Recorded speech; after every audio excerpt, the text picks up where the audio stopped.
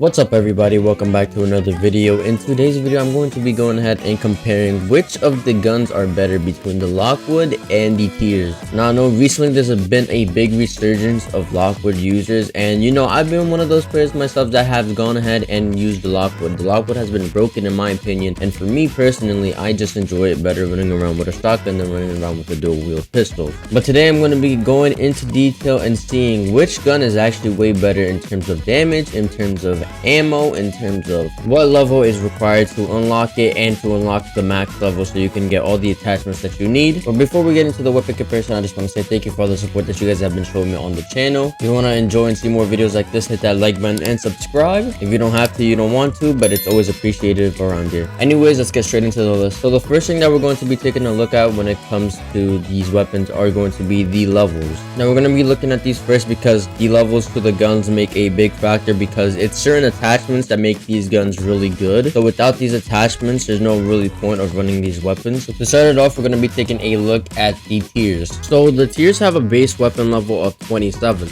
and taking a look at the Lockwood's base max weapon level is also level 27. So there's no advantages when it comes to which one is harder to level up in terms of the weapon XP, because they both require the same amount of weapon XP to get to max level. But now the difference comes when we look at what level is required to get these certain attachment that makes this gun broken. Let's start off with the tier first. So for the tier, we're going to be looking for two attachments that make this gun broken, one being the snake shot and the other being the akimbo. Now if we look on screen now, you can see that you cannot unlock the snake shot attachments just by leveling up the weapon. I'll show you guys how you guys can do that in a second, but you can unlock the akimbo attachment just by leveling up your gun to level 26. The way you unlock the snake shot attachment is by actually going to your daily challenges, selecting an armory unlock, and select the snake shot armory unlock, and that will make it so that now you have to complete 3 daily challenges, and once you complete those daily challenges you will have unlocked the snake shot attachment. Now moving on to the Lockwood is also the same in regards to the attachment that we need for the Lockwood is not a attachment that we can get by leveling up the weapon, so we have to do the same thing with the armory unlock. Now the armory unlocks can be unlocked and can be a usable feature after you reach level 25, and just based off that I would have to give this category to the Lockwood just because I can level up my account to a level 25 and just go ahead and get the slug shots instantly just to hop into a game. I don't have to level up any guns, I don't have to level up my tiers. I'll be ready to play instantly and I'll be ready to head in game. Now moving on to the next category that we're going to use to rank these weapons is going to be the ammo and the guns. So starting it off first with the tiers here again. The base ammo for the tiers isn't the best, so you have 5 bullets in the clip and 27 in your magazine. That's with the akimbo weapons equipped, so that's 5 in each gun, meaning you have around 5 or so clips before you need ammo again. With that being said, let's go ahead and take a look at the Lockwood and what it has for its ammo. So the Lockwood has 10 bullets in its clip and 35 in its magazine, meaning on pack-a-punch this gun has a total of 45 bullets that you can use. Now when the Lockwood is pack-a-punch, it turns into a different beast completely. It has 20 bullets in its clip, that's 10 more than it had when it wasn't pack-a-punch, and now it has 150 bullets in the magazine. This is all compared to the tiers, that when you pack a bunch of tiers, you still have 5 bullets into the clip for each akimbo weapon, but you do have an extra 125 bullets in the reserve. So in total, when the tiers are pack a punch, you're going to have a total of 162 bullets. Editors note, I didn't mean to say 162 bullets, I meant to say 135 bullets. That is my bad. Anyways, back to the video. And then when the Lockwood is pack a punch, it is going to have a total of 170 bullets, meaning the winner of the ammo category here is going to have to be the Lockwood.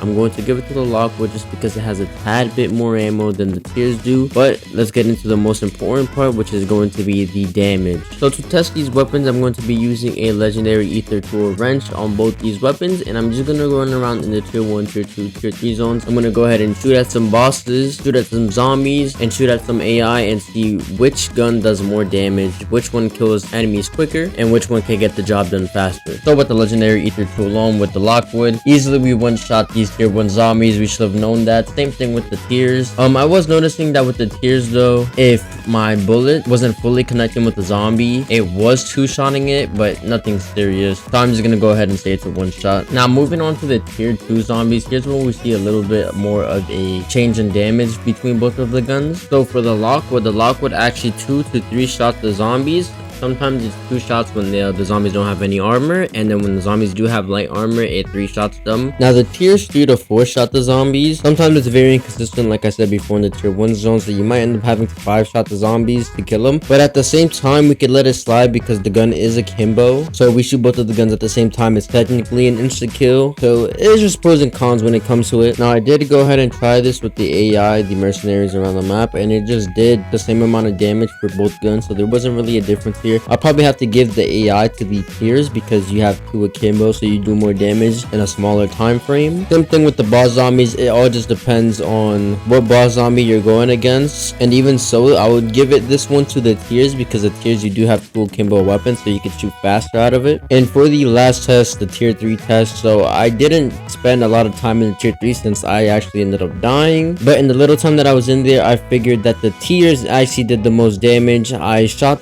some bullets into these zombies with the Lockwood. I shot like 5 to 6 bullets. I barely did any damage, and with the tiers I did a ton of damage. I was able to spam both the akimbo pistols and almost kill a full zombie in a matter of seconds. So I'm gonna have to give this damage category to the tiers. So in retrospect, if we take all 3 categories, the Lockwood technically wins, but it's all personal preference depending on whether you want to use the tiers for more damage output or the Lockwood for more of a utility build. Me personally, I'm gonna still go ahead and go with the Lockwood, but you guys could go ahead with the tiers if that's what you're personally comfortable with. Anyways, guys, if you guys did enjoy this video and want to see more content related to this, hit that like button down below and make sure to subscribe, and I will see you guys in the next one.